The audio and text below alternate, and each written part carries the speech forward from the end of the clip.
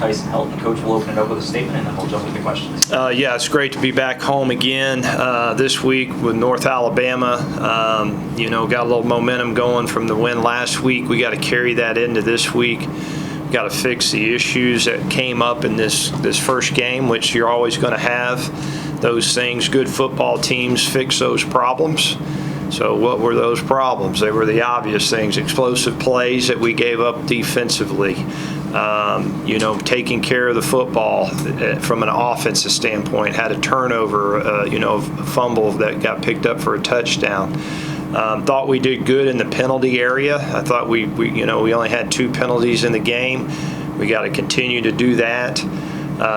Missed a couple explosive plays offensively. We got to hit those plays against really good football teams. You're always hoping that you can get better from your first game to your second game, and we need to take a big stride in this game. I would think this is going to be a really good North Alabama football team. My early impression of them is they have players on both sides of the ball. They have good schemes. We will obviously have not seen what they can do since they haven't played a game yet, so we don't know what we're going to get. So we got to focus on ourselves and getting better about what we do and how we do it. And if we do that, hopefully that'll work in our favor. But expect a really good football game against North Alabama. With that said, questions? How much time do you spend on praise as opposed to perfection? As in, how much do you tell them what they did right, and how much do you focus on what they did wrong?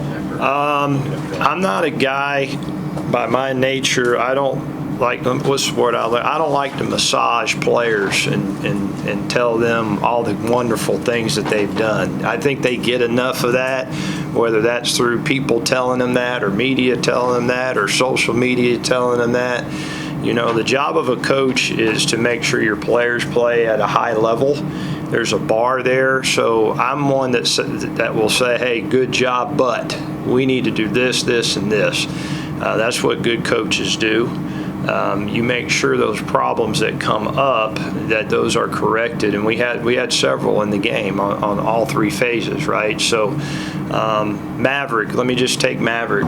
He's the quarterback, had a really good game. Man, those numbers look great. He's got so much more better football in the tank than that. He should have hit 3 times. He tried to throw it to the defense. Just blindly try to throw it to the defense. He missed some reads here and there. He didn't he was supposed to read the backside in, didn't get a pull. So here I come. Everybody's been telling him, hey, great job, and his head ball coach is going to say, you didn't do this, this, and this. I love you, great job, but you didn't do this, this, and this. So that's the job of us as coaches, and so that's what we got to do this week. We got to make sure that those issues that came up in the game get corrected. To follow on that, with the intangibles that you were looking for, that you heard about, did you see them on Saturday night? Yeah, I thought, all the things that we wanted to see from our quarterback. I think he had a good, calm presence. Thought he had command of the offense. Thought for the most part, when the plays were there to be made, he made them. Missed an early post throw that would have been a touchdown, but other than that, he made some really good throws. There was times in the O-line where we turned them loose too soon, and he got the ball out, which is sometimes that's the best thing you can do as a quarterback, is get the ball out. Number 1, you're protecting yourself, and number 2, you're protecting the ball. So a lot of good things that we saw with his play, but also a lot of things that he needs to correct and get better at in game 2. Coach, there's a couple guys banged up towards the end of the game on defense, Ali and then Brackenridge. Just want to see if there's nothing on those guys. Yeah, we'll see. It's the first day back. I'd like to have both those guys available if we can. I think Brackenridge will be fine. He finished the game out. Ali, I hope we can get him back this week. We'll have to get later in the week to see if we can or not. You guys entered that game with the availability report being available for the first time with no one on it, which you got to feel pretty good about that kind of health coming into it. And just want to get your thoughts on CUSA implementing that. That's good. We were healthy. I don't like the availability report. I think for coaches, it's. I don't like it for multiple reasons. I'll keep my mouth shut about the why behind that. But obviously, Conference USA knows what they're doing, as do other conferences. My job is to coach a football team, not to be worried about availability reports. But personally, I'm not a big fan of them because I think they can be manipulated and used in multiple different ways. And, I don't know if we're all as honest as we need to be sometimes in those kind of situations. And so, but there's a lot of people that are a lot smarter than me that understand the why behind that. So Conference USA does a great job with everything they do and every decision they make. So obviously this was an important decision that they needed to make for our conference and the health of our conference. North Alabama's got a former topper in LT Sanders, the running back room. Are you expecting to see him used in any sort of capacity this weekend? LT's a really good player. I think, LT will, when he gets his opportunity to go in there, he'll make his plays. He was a good player for us. Love LT. It's going to be great to see him. Look forward to hugging his neck at some point in time.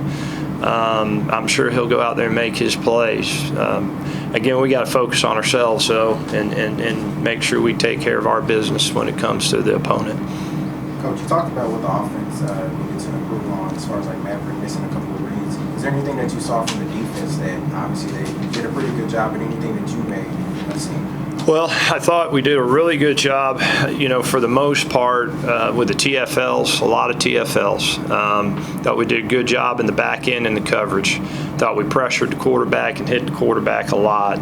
Thought we played fast. Then there were the obvious, right? We let the quarterback, we knew the quarterback coming into this game was going to run quarterback draw and he was going to scramble. We let the quarterback break contain multiple times. Obviously gave up a long run. We gave the quarterback draw, which was a huge run for a touchdown. We didn't have anybody in the second level. We were chopping up the front, trying to contain the quarterback. He slipped out, and we didn't have anybody in the second level. So that was a huge error by us defensively. And then the second half, we worked so hard about trying to start fast when you're coming out the second half. We turned the counter loose early for a huge run.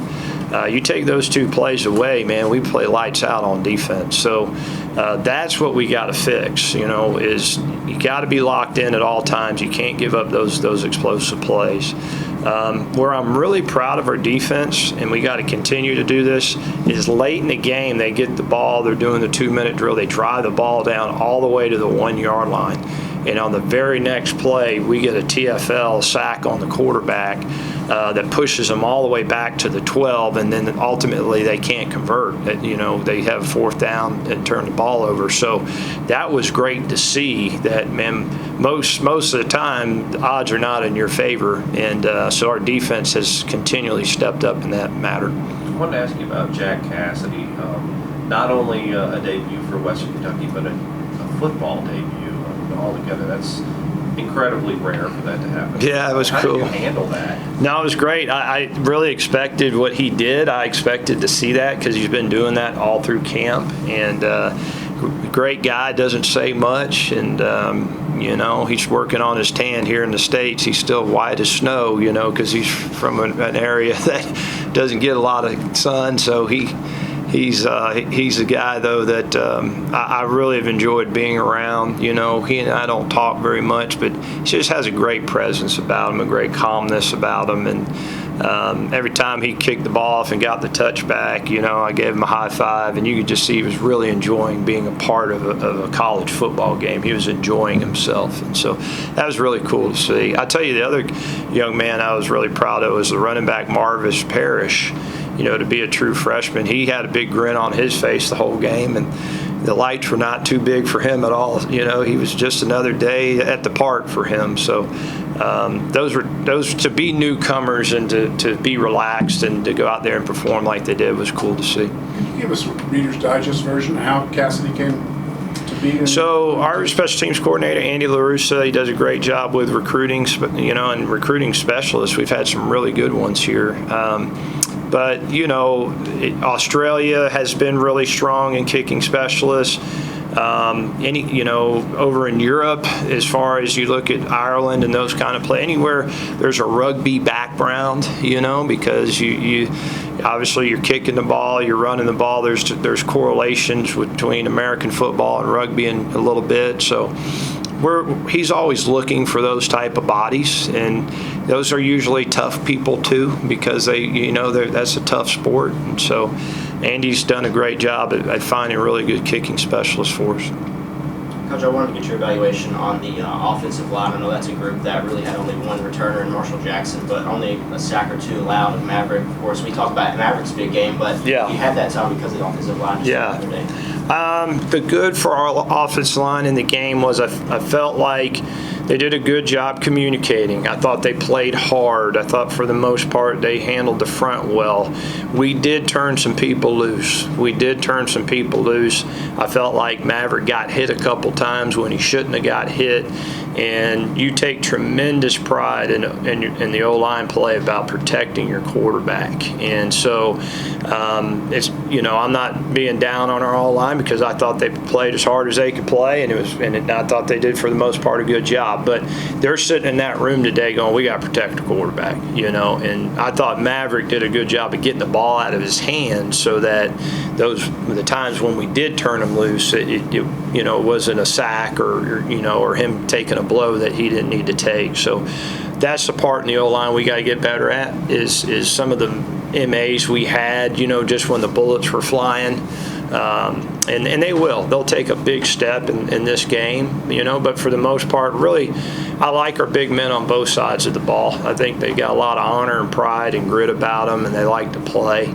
And so that's what this next game is all about, is not only trying to win the game, but did you take that next step to fix the problems that you have so they don't come up again. I thought Marshall was the one sure thing on the offensive line going into that opener at right tackle. Then I see him out there at left tackle. Is that temporary, or is that where he's going to be this year? He'll be left tackle. Yeah. So the starting five you saw, those are pretty solid. We do got some guys in the O-line though that are really close that I could see us, rolling in, and it just didn't happen in this game as much. But I like our starting five, and I thought they played well together. But, Marshall is the one guy, the one veteran coming back, and with Maverick being a right-handed quarterback, we wanted to get him on his blind side on that left side. So that's why we made that move. All right, guys. Thank you.